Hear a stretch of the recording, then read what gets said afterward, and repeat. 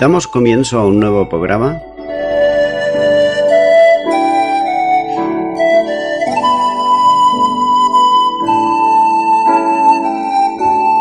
Servidores de Dios. Quien te habla es Manuel Cornejo.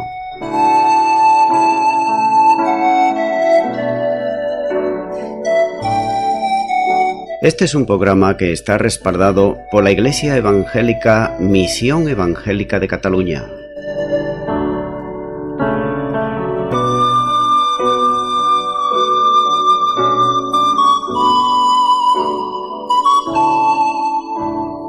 Estamos situados en la ciudad de Sabadell, en la avenida Matadepera número 239.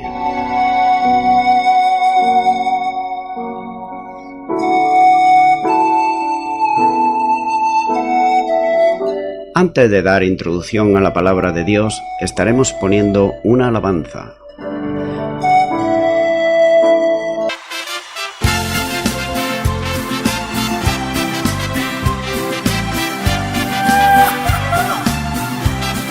¡Ayúdenos!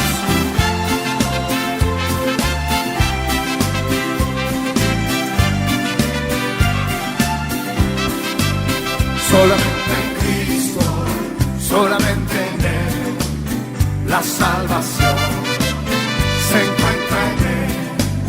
No hay otro nombre dado a los hombres, solamente en Cristo, solamente. Que se oigan las voces. Solamente en Cristo, solamente en Él, la salvación se encuentra en Él. No hay otro nombre dado a los hombres, solamente en Cristo, solamente. A ver, mi mariachi.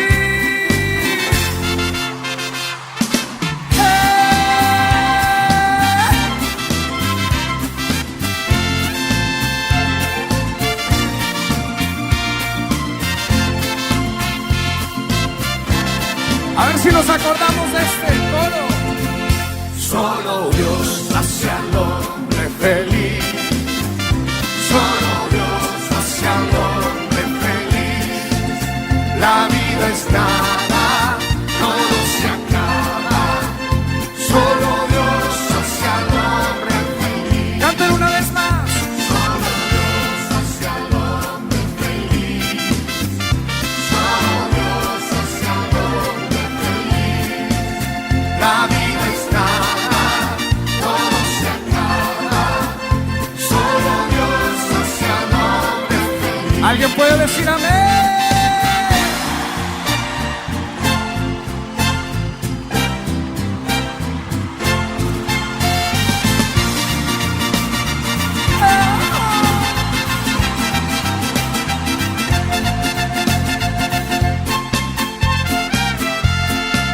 Vamos orando hasta que baje el poder de Dios. Vamos orando hasta que baje el poder de Dios. Oh, gloria a Dios. Oh, gloria a Dios. Vamos orando hasta que baje el poder. Poder, poder, poder lo necesito para poder vencer las fuerzas del maligno. Ese mismo poder lo necesitas tú. Ese mismo poder lo necesito yo. ¡Vamos! Vamos orando hasta que baje el poder de Dios. Vamos orando hasta que baje el poder de Dios. Oh, gloria a Dios. Oh, gloria a Dios. Vamos orando hasta que baje el poder. Poder, poder, poder lo necesito para poder vencer las fuerzas del maligno. Ese mismo poder lo necesitas tú. Ese mismo poder lo necesito yo.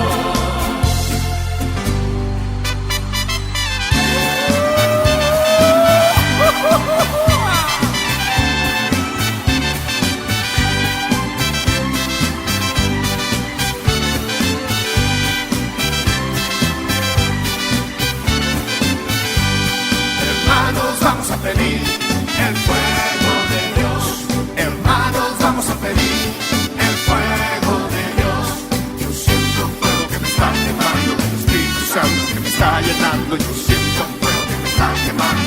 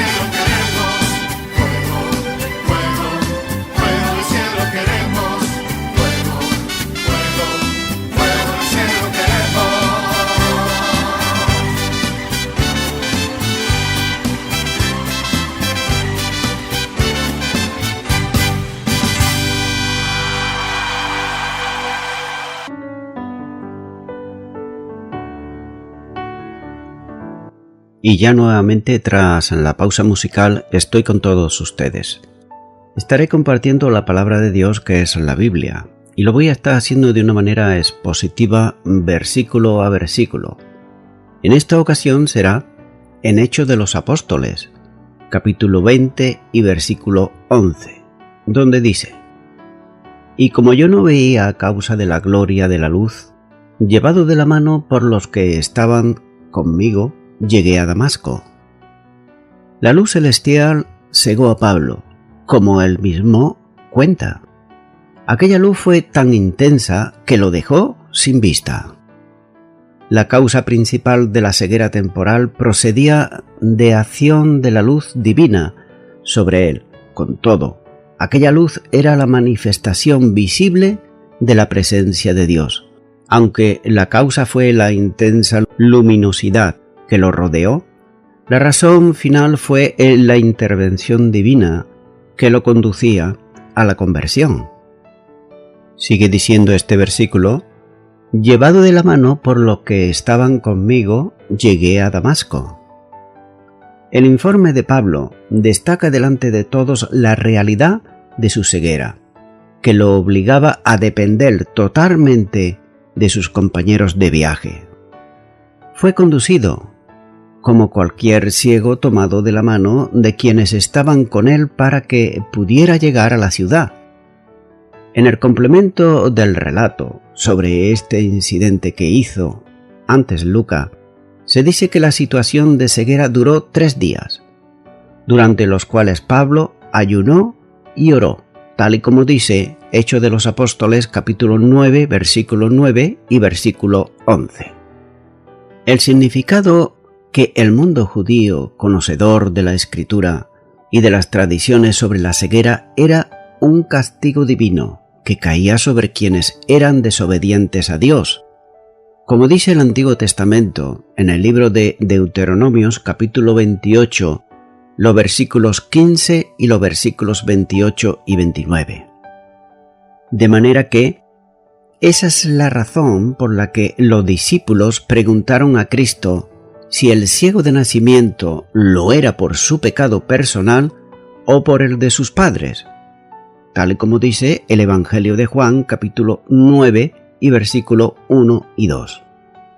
Es sorprendente también que quien iba con la arrogancia de la fuerza, revestido por otro lado de poderes, pero poderes humanos, entró en Damasco como un inválido, que tenía que ser conducido por otros y además tomado de la mano. Continúo ahora con el versículo 12, donde dice: Entonces uno llamado Ananías, varón piadoso según la ley, que tenía buen testimonio de todos los judíos que allí moraban. Notamos que la figura de Ananías no era dudosa para los judíos ortodoxos, ya que era un hombre piadoso o cumplidor de la ley, es decir, cumplía los preceptos legales que la ley establecía. Pablo es más breve que Lucas al referirse a este hombre y al encuentro que tuvo con él. En el relato anterior se dice que Ananías había tenido una visión celestial antes de ir al encuentro con Pablo, y aquí se omite ese dato.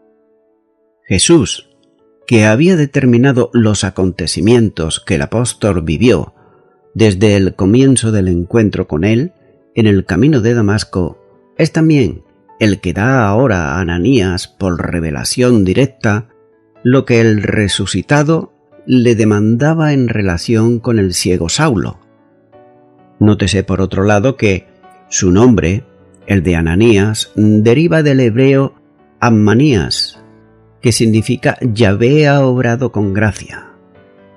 Era por tanto un creyente residente en Damasco. Como judío, era cumplidor de los preceptos de la ley establecida.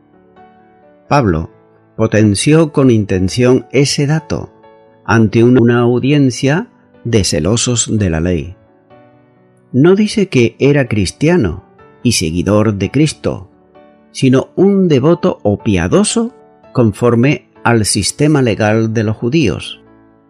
Por esa razón, estaba en buena relación con el resto de los judíos residentes en aquella ciudad de Damasco. Sigue diciendo este versículo que tenía buen testimonio de todos los judíos que allí moraban.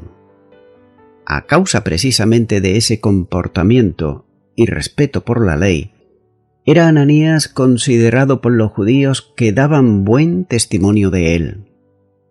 Los que podían dar testimonio de Ananías eran residentes como él en la ciudad de Damasco, como he dicho anteriormente, por tanto, lo conocían muy bien.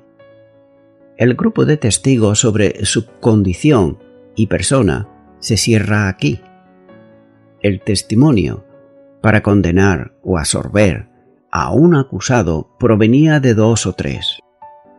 Pero Pablo presentó el testimonio de su condición en el judaísmo que tenía que dar al sumo sacerdote. Luego llamó a testificar a los ancianos del concilio y ahora da el testimonio de Ananías. Con esto consigue informar a los que procuraban su muerte, que él, Pablo, fue introducido al cristianismo no por un transgresor de la ley, sino por un judío piadoso y además devoto cumplidor de la ley. Continúa ahora con el versículo 13, donde dice: «Vino a mí y acercándose me dijo: Hermano Saulo, recibe la vista. Y yo en aquella misma hora recobré la vista y lo miré». Nótese que la sanidad de Pablo fue completa.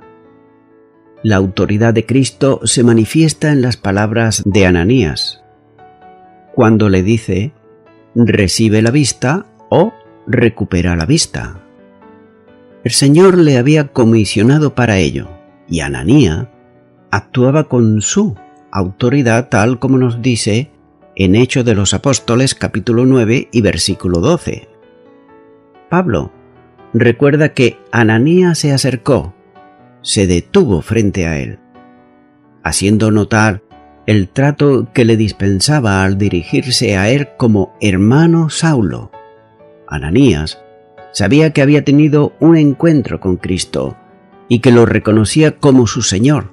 Por tanto, había creído en él y era salvo, de modo que había recibido la condición de hijo de Dios y era ya su hermano en Cristo Jesús, tal como podemos ver, por ejemplo, en el Evangelio de Juan, capítulo 1 y versículo 12, donde dice: «Mas a todos los que le recibieron, a los que creen en su nombre, les dio potestad de ser hechos hijos de Dios».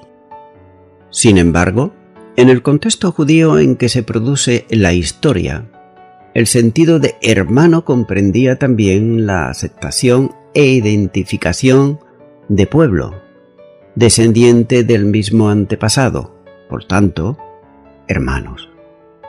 No era un reprobado como judío, sino que era un hermano. El milagro se produjo en forma inmediata y Saulo recuperó la vista. Esta era una confirmación más de la identificación de Jesús de Nazaret con el Mesías que Israel esperaba, ya que una de las manifestaciones que evidenciaban que era el enviado de Dios sería la curación de los ciegos, como vemos en el Antiguo Testamento en Isaías capítulo 35 y versículo 5. Nadie en Israel podía ignorar que durante el tiempo de su vida en la tierra, Jesús curó a muchos ciegos, como notamos, por ejemplo, en diferentes pasajes bíblicos, como pueden ser Mateo capítulo 9, versículos 28 al 30, capítulo 11 también de Mateo, versículo 5, capítulo 20 y los versículos 30 al 40.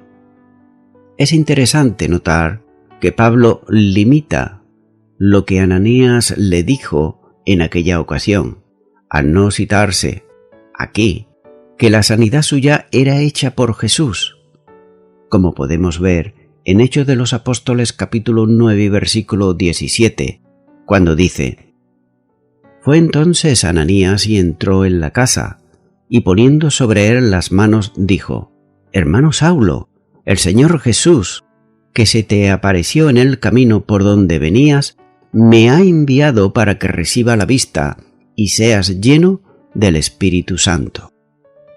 Continúa diciendo este versículo: «Y yo en aquella misma hora recobré la vista y lo miré».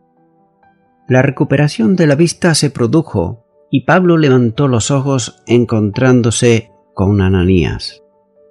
En el primer relato se dice que le cayeron como escamas, en el sentido de que la visión se recuperó como en un descorrer de una cortina.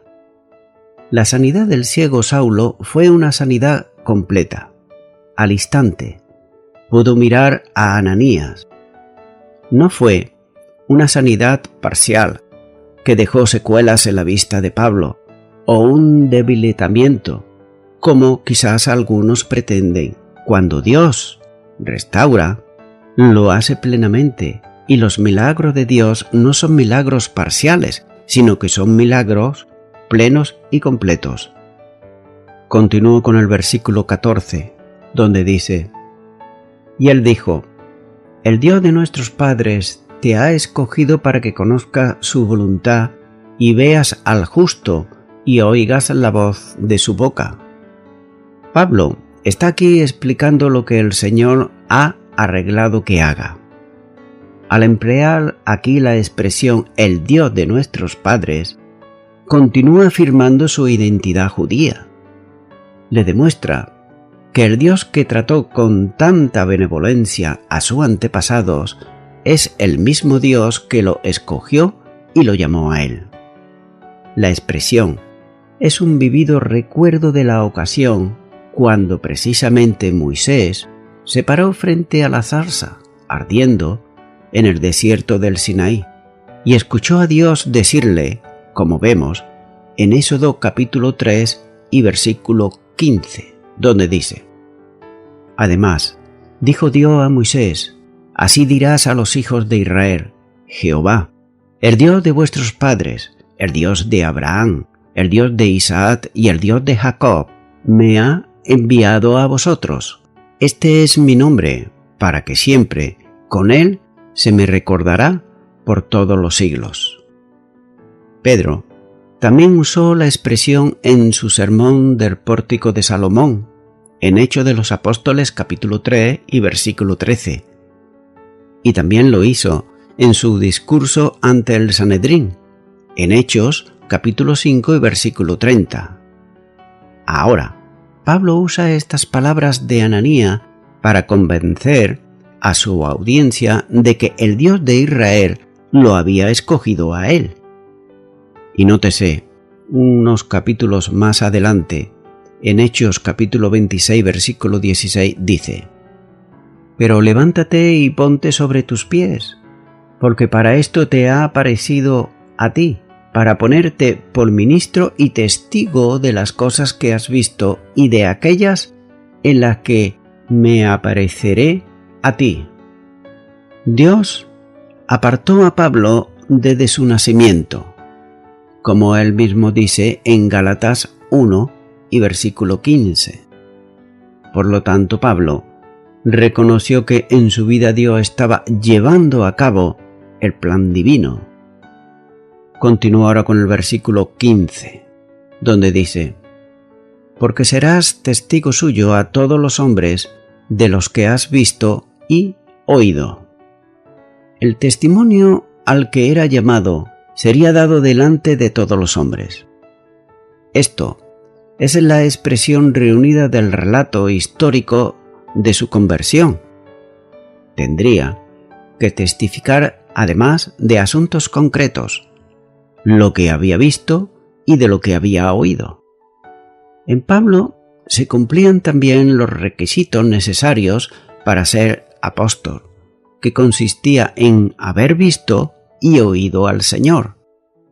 De ahí el énfasis que haría sobre esto en los escritos en los que había de defender su apostolado ante los acusadores. Por ejemplo, podemos ver en la primera carta a los Corintios, capítulo 9, versículo 1 y 2, donde dice: ¿No soy apóstol? ¿No soy libre? ¿No he visto a Jesús el Señor nuestro? ¿No sois vosotros mi obra en el Señor? Si para otros no soy apóstol, para vosotros ciertamente lo soy, porque el sello de mi apostolado sois vosotros en el Señor. Lo mismo hacían los otros apóstoles, cuando se referían a la necesidad de dar testimonio de cuánto habían visto y oído, como dice Hechos de los Apóstoles capítulo 4 y versículo 20. Pablo entendía que la voluntad de Dios que él conocía consistía en dar este testimonio delante de todos los hombres, que comprendía tanto a los judíos en Judea como lo de la dispersión y además también a los gentiles. El hecho de que Pablo vio realmente al Señor resucitado y exaltado, además de oír su voz, se enfatiza en sus escritos. La visión de Cristo fue el rasgo central y sin duda el más importante de la conversión de Pablo. Continúo ahora con el versículo 16, donde dice: Ahora pues, ¿por qué te detienes? Levántate y bautízate y lava tus pecados, invocando su nombre. Pablo no dice que durante 3 días ayunó y no pudo ver, como así lo muestra en Hechos capítulo 9, los versículos 10 al 12. Cuando Pablo recibió la vista y oyó el mensaje de Jesús de parte de Ananías, tuvo que ser empujado. Es decir, Ananías le preguntó por qué necesitaba todavía más tiempo, ya que Pablo mismo tenía que hacer la decisión de seguir al Señor Jesús. Pablo revela que Ananías lo instruyó respecto a los pasos que tenía que dar. Levántate, bautízate, lava tus pecados e invoca el nombre del Señor. El verbo levántate es más idiomático que literal y significa alístate para ser bautizado. Los judíos conocían el bautismo levítico y también el de Juan el Bautista. El bautismo cristiano fue demostrado visiblemente en Pentecostés, cuando 3.000 judíos creyeron y fueron bautizados, tal y como dice Hechos de los Apóstoles, capítulo 2 y versículo 41, y muchísimas veces después. Cuando Pedro respondió a la pregunta de la multitud, les dijo que fuesen bautizados para que sus pecados fuesen perdonados en el nombre de Jesucristo, tal y como vemos en Hechos capítulo 2 y versículo 38. Así que, igualmente Ananías instruyó a Pablo a ser bautizado con el propósito de limpiarse de sus pecados y que lo hiciera invocando el nombre del Señor Jesús. Al perseguir a los cristianos, Pablo había causado daño a la Iglesia de Jesús y consecuentemente a Jesús mismo. La única forma de recibir el perdón de sus pecados era pidiendo a Jesús que lo perdonara. Cuando Pablo entonces pidió perdón en el nombre de Jesucristo, en respuesta fue bautizado en ese nombre. El acto que en plena conciencia realiza Pablo de confesar su pecado demostró su fe en el Señor Jesús. El rito externo del bautismo selló esa unión con Cristo.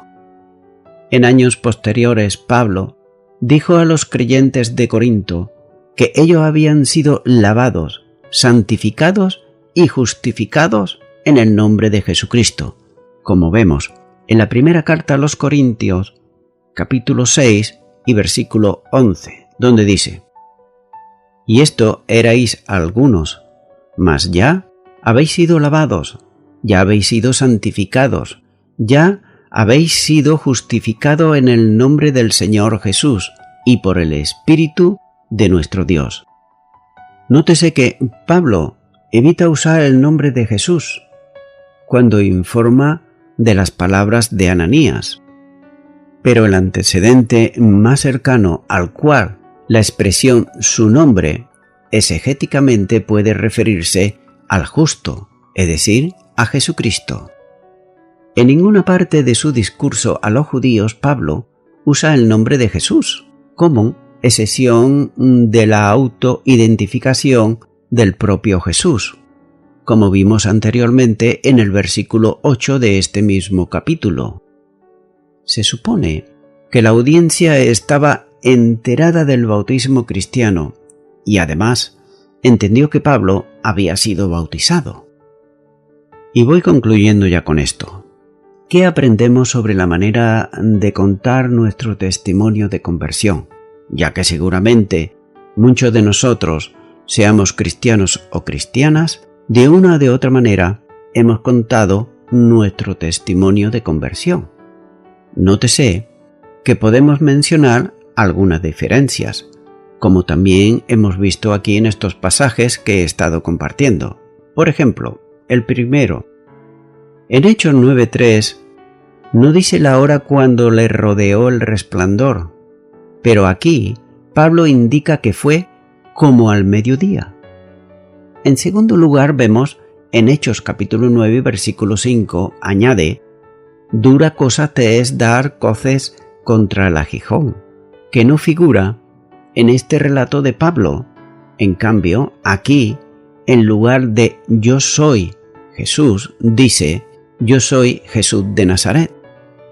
En tercer lugar, en Hechos capítulo 9 versículo 6 dice cómo se sentía, él temblando y temoroso, pero aquí intercala cómo se sentían sus acompañantes, y los que estaban conmigo vieron a la verdad la luz y se espantaron, pero no entendieron la voz del que hablaba conmigo. Y en Hechos capítulo 9 dice que se pararon atónitos. En cuarto lugar vemos que en Hechos capítulo 9 versículo 9 menciona cuánto tiempo permaneció ciego. Durante 3 días sin ver, y no comió ni bebió, cosa que aquí no lo menciona. En quinto lugar vemos que en Hechos capítulo 9 versículos 10 al 16, Lucas relata cómo Dios llamó a Ananías para enviarlo a donde estaba Saulo. En cambio, aquí resume todo en esta frase.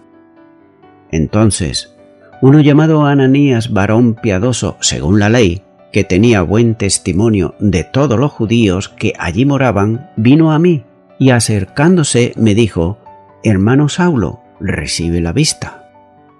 En sexto lugar, vemos en Hechos capítulo 9 versículo 18 se nos dice que al momento le cayeron de los ojos como escamas, que aquí Pablo omite. Y por último, en séptimo lugar, vemos que en el capítulo 9 versículo 18 segunda parte dice que levantándose fue bautizado. Pero aquí añade: ahora pues, ¿por qué te detienes? Levántate y bautízate, y lava tus pecados invocando su nombre. De manera que podemos aprender en estas comparaciones que no es necesario que contemos nuestro testimonio de conversión siempre de la misma manera exacta. Una vez podríamos relatar los que nos ocurrió con más detalle que quizá en otra, porque la variedad y la extensión dependen también de 3 factores. Por ejemplo, el primero, depende del tiempo que dispongamos. No diríamos lo mismo si tenemos 3 minutos que si tenemos media hora o 1 hora o 2 horas. Segundo, depende también del objetivo. Nunca debemos olvidar que el relato de nuestro testimonio es para presentar a Jesucristo y no para presentarnos nosotros, ya que es para que otros crean en Él como nosotros hemos creído. Y si no tenemos en cuenta este objetivo, nos iremos por las ramas, es decir, que nos vamos a estar desviando de presentar a Jesucristo y hablaremos sobre detalles que oscurecerán y complicarán la claridad del Evangelio, es decir, que van a confundir a las personas. Y en tercer lugar, Depende de quiénes son nuestros oyentes, ya que pueden ser muy variados. No es lo mismo, por ejemplo, hablar a los niños que hablar a una persona adulta o una persona anciana. Ni es lo mismo hablar en un ambiente receptivo que en un ambiente totalmente hostil, ante una gran multitud o ante un pequeño grupo, o quizás a solas con una persona. Estimado y estimada oyente, como podemos comprender a través de estos relatos bíblicos, es que la voluntad de Dios es que todas las almas sean salvas, sin importar su condición social, su color de piel. Y en verdad es que muchos cristianos y cristianas hemos aceptado a Cristo en nuestro corazón como Señor y Salvador. Aunque la manera de haber tenido ese encuentro con Cristo Jesús haya sido quizás completamente diferente de uno a otro. No tiene por qué ser igual, pero lo cierto es que para todos y todas la salvación por medio de la fe en Cristo Jesús es exactamente igual. Es confesar su nombre, creer en su obra redentora que Él llevó a cabo del pecador arrepentido. Por tanto, mi amigo y mi amiga oyente, yo te animo a que tú puedas recibir ahora, en este momento, a Jesucristo en tu corazón como Señor y Salvador. Te animo a que ores conmigo y repitas esta oración de fe. Ahí a donde te encuentras en este momento, repite y di: Señor Jesús, reconozco que soy una persona pecadora y entiendo que tú, Jesucristo, morites por mis delitos y pecados. Yo lo creo.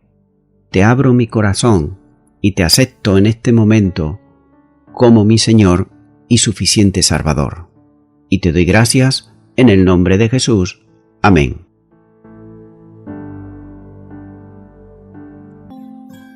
Amigo y amiga oyente, si tú has hecho esta oración de todo tu corazón, te recomiendo que comiences en primer lugar a orar a Dios en el nombre de Jesucristo.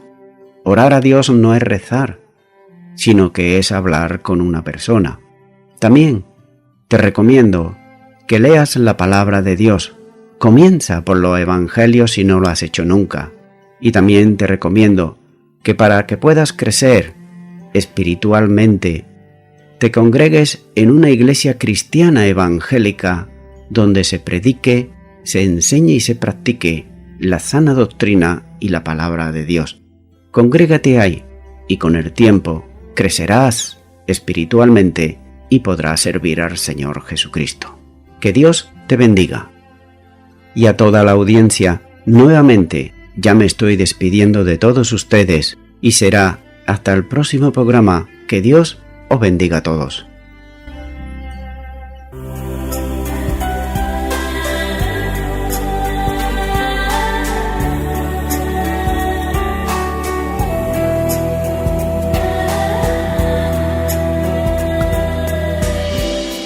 Habrá señales en el sol y en la tierra, y habrá señales en la luna y en las estrellas, señales de angustia, de gentes confundidas por causa de aquel día que vendrá. Y hasta las mismas potencias de los cielos serán conmovidas. Y cuando todo esto acontezca, erguíos, levantad vuestra cabeza, porque vuestra redención está cerca.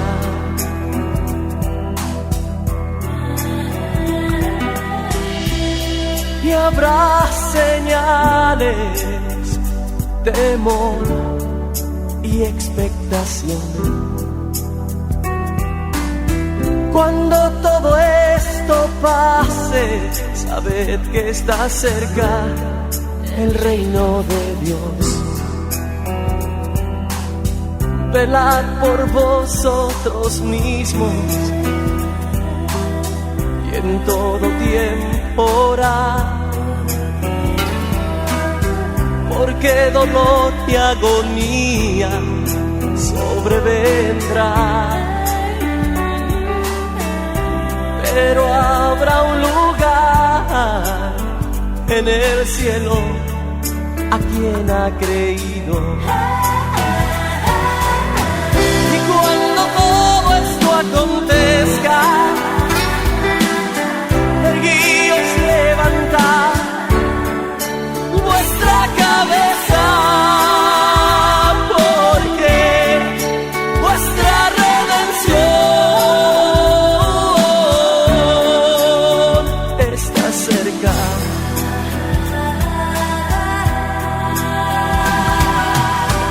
Y todo ojo le verá,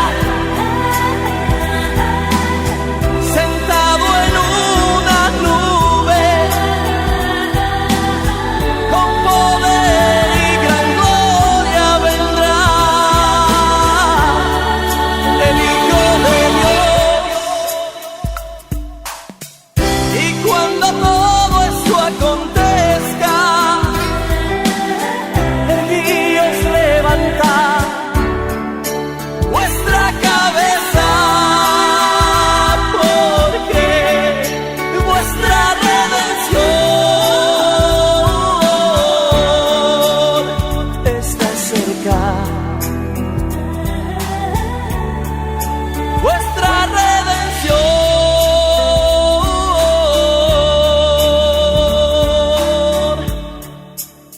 está cerca.